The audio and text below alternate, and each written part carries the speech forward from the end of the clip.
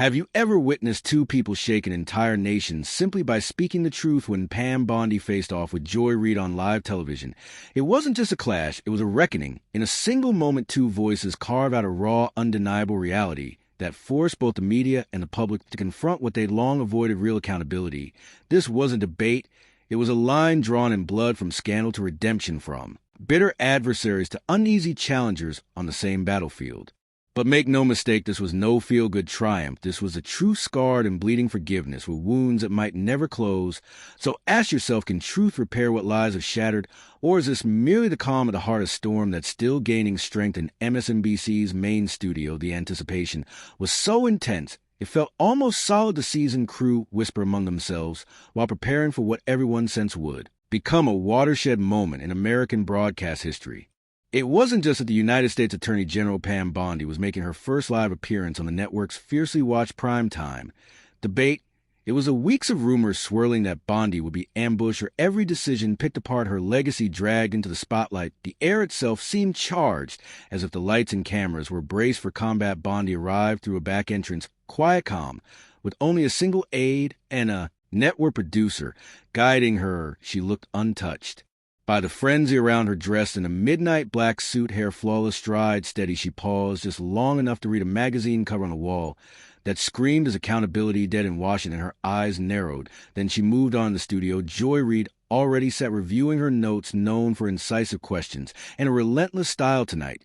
There was something almost predatory in her stillness. Her team had prepared a gauntlet of files, headlines, leaks, every weapon they could muster. The producer signaled 5 seconds. A live sound tech scurried, makeup dabbed at Bondi's forehead. Then both women took their seats. Under cold, unforgiving lights, the audience packed and silent, but buzzing with the electric tension of people who sense history might be about to tilt. The credits rolled away, revealing a sleek panoramic of the set. Joy Reid's voice rang out warm but edged. Tonight America watches as we welcome United States Attorney General Pam Bondi. We're here to ask hard questions and, above all, pursue the truth. Her smile was tight, her tone practiced. Bondi responded with a measured nod, hands resting on a thick leather folder. No smile, no pretense. Then Reid struck her first question, slicing an Attorney General. Bondi, under your tenure, multiple high-profile investigations into major corporations were quietly dropped. Can you explain why cases like Centron Tech and National Holdings were abandoned, and whether external forces played a role? Silence dropped heavy. Bondi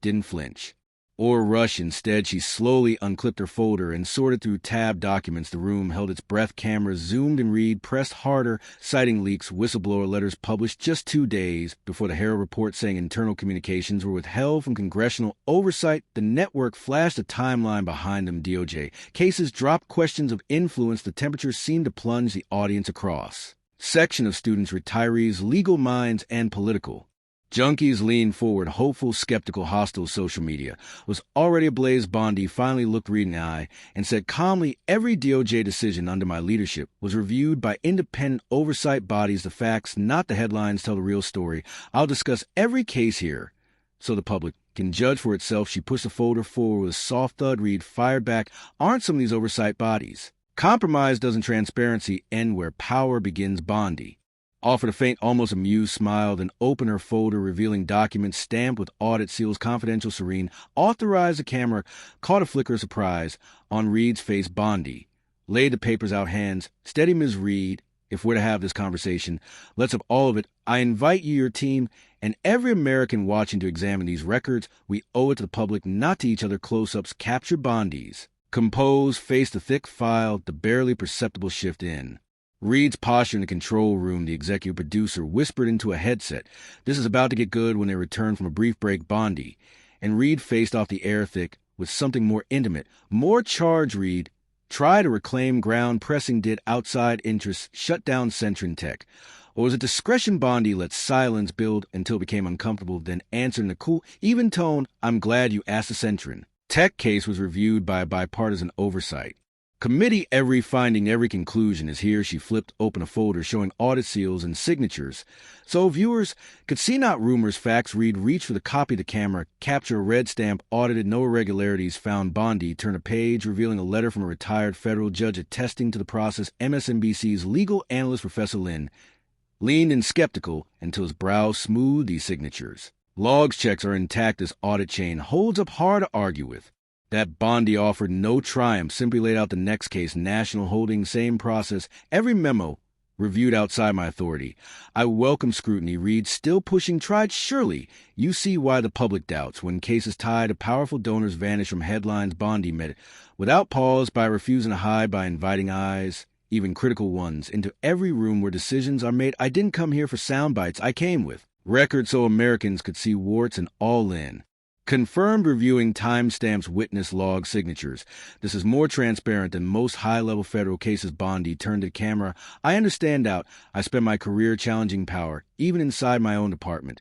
But rumor is a poor substitute for record tonight.